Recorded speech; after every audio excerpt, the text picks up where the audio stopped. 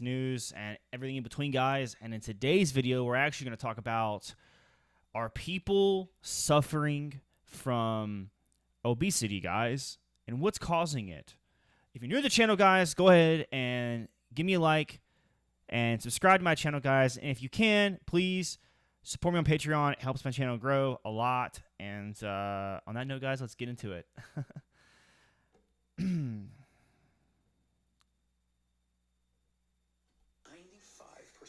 of all men and women over the age of 30 will never sprint again for the rest of their life. I mean, we're active. Well, you're in the 1%.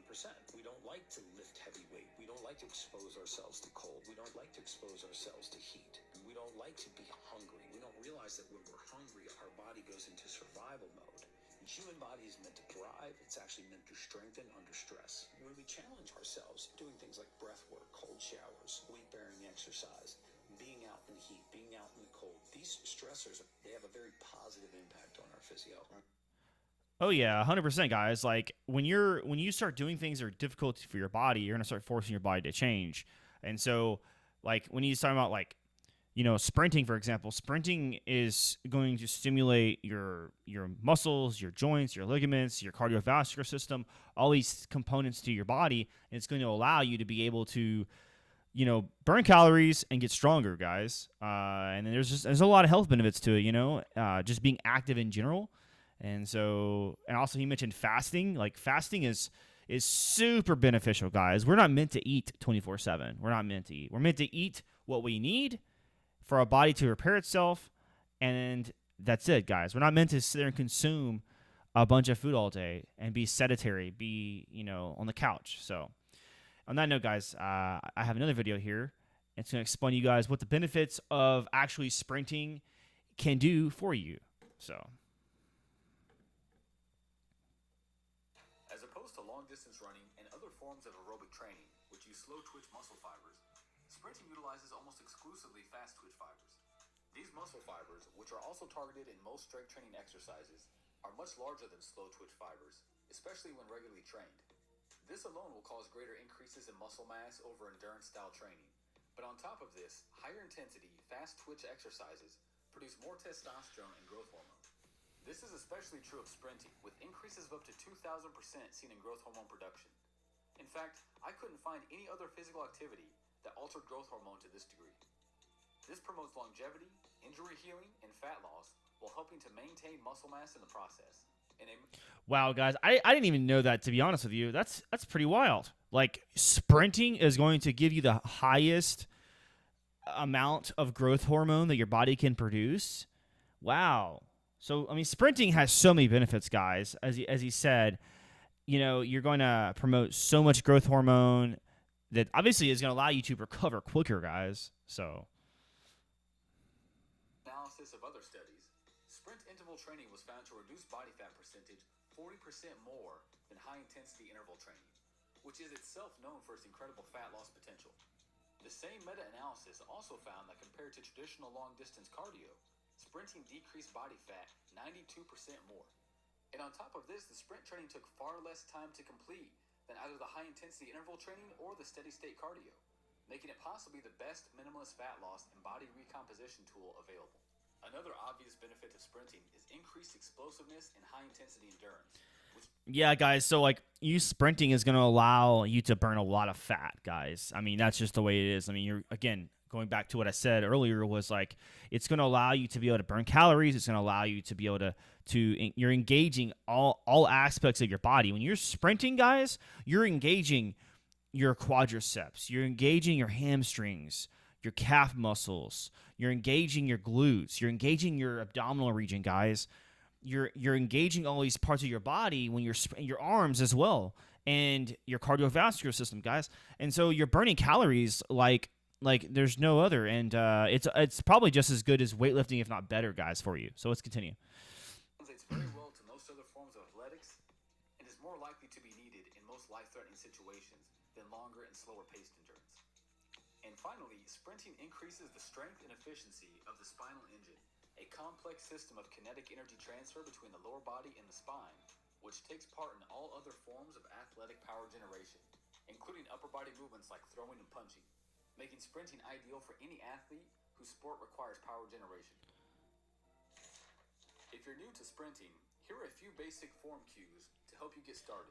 Yeah, guys. I mean, sprinting just has so much health benefits. I mean, as you just saw, I mean, it's really gonna improve your overall health in general, guys. And something else I wanted to cover, and I guess the guy in the video prior, he said that 95% of people over 30 will not even sprint. So what if you're 30 and older, like, you need to start sprinting. As you saw, there's so many health benefits, guys, to sprinting.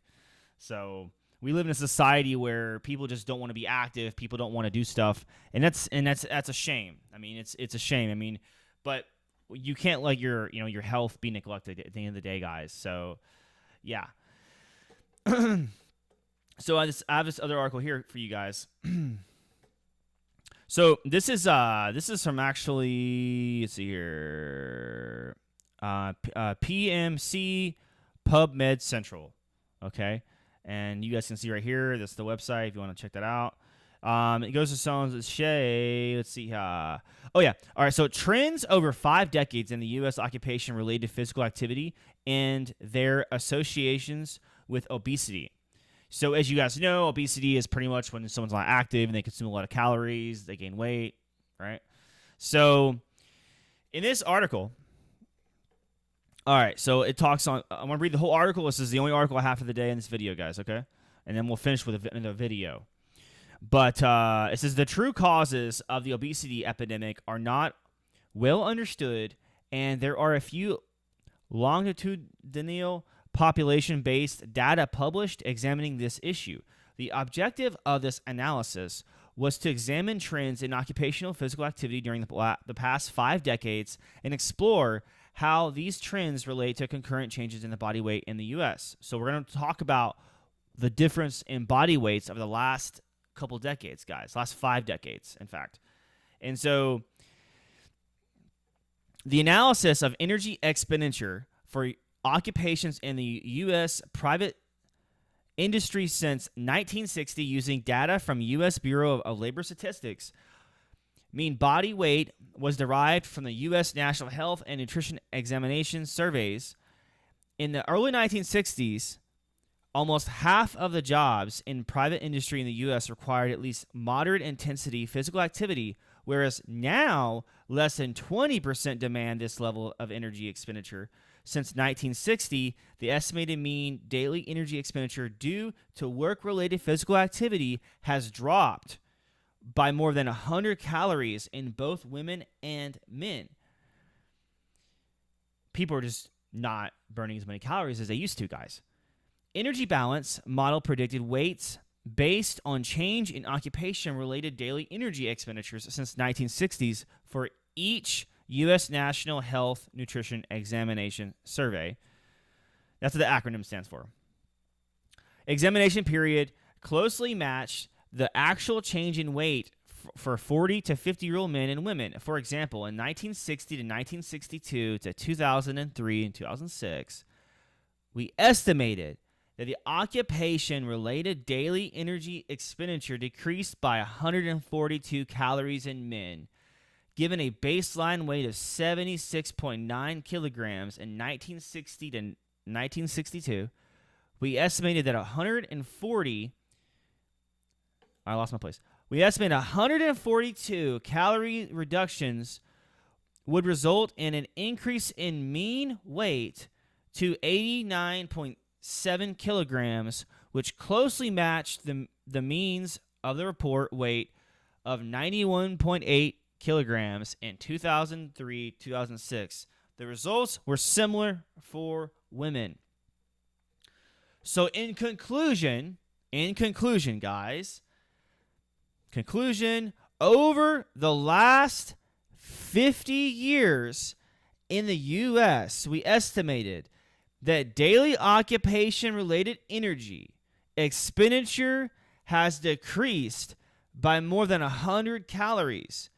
And this reduction in energy expenditure accounts for a significant portion of the increase in mean U.S. body weights for women and men.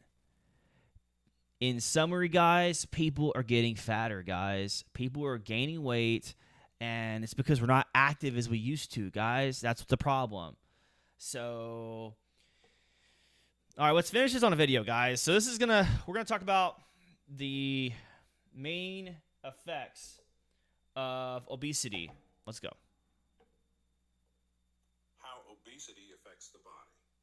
Obesity is a serious condition that needs to be looked at as an illness rather than just excessive weight. Most people suffering from obesity are at higher risk of developing serious medical conditions that affect every single part of the body. What's even more concerning is just how widespread obesity is nowadays. According to studies, obesity is found in around 40% of the people in the United States. Let's look at how 40% of people in the United States are rated as obese. That's not even including people who are borderline obese, which probably suffer from the same health issues, to be honest. It affects the different parts of the body to better understand why it's so harmful. The nervous system. Obesity leads to a rise in blood cholesterol, resulting in high blood pressure. The rise in blood pressure increases a risk of stroke, which occurs when blood flow to the brain is restricted. Strokes can result in damage to the nervous system and hamper the brain's ability to control the body. The digestive system. Obesity affects the digestive system in several ways. Most prominently, it is associated with a higher risk of gastroesophageal reflux disease, or GERD, which occurs when stomach acid leaks out into the esophagus. Along with that, obesity is linked to an increased risk of gallstones and liver damage. It can even lead to liver failure in some cases. The respiratory system. Fat accumulation around the neck can cause the airway to become smaller, making breathing more difficult.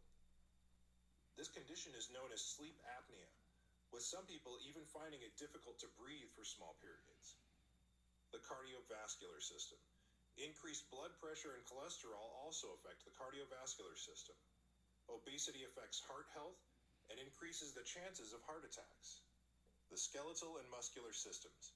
Increased mass places greater stress on the muscles and bones, causing muscle mass and bone density to deteriorate. This is known as osteosarcopenic obesity. It results in an increased risk of physical disability, fractures, and insulin resistance. Wow. The reproductive system. Obesity results in decreased testosterone, which affects libido. Along with that, being obese can make it difficult to conceive, while also increasing the risk of serious complications during pregnancy. Mental health. Finally, being obese can also negatively affect your mental health.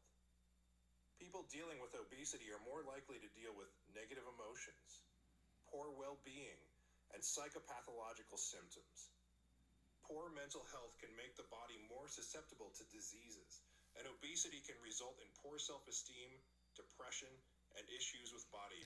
Yeah, guys, essentially, so in summary, in conclusion, guys, 95% of people over 30 do not sprint and are not active, okay? We know that sprinting, lifting weights, being active, running, biking, etc., walking, is going to allow you to burn those excess calories, because as we saw in the article, in the last 5 decades, people are essentially becoming less active, and that's due to technology, that's due to manufacturing, so becoming more automated. So people are becoming less active in general, guys, over the last 5 decades. And so in the last 5 decades, you've witnessed people's weight gradually start to go up because they're burning less calories day after day. So look, guys, if you're new to the channel, guys, go ahead and subscribe. And if you can, guys, I'd appreciate it. Subscribe to my Patreon. It really helps my channel out. And on that note, guys, I will see you guys in the next one, okay? Peace out.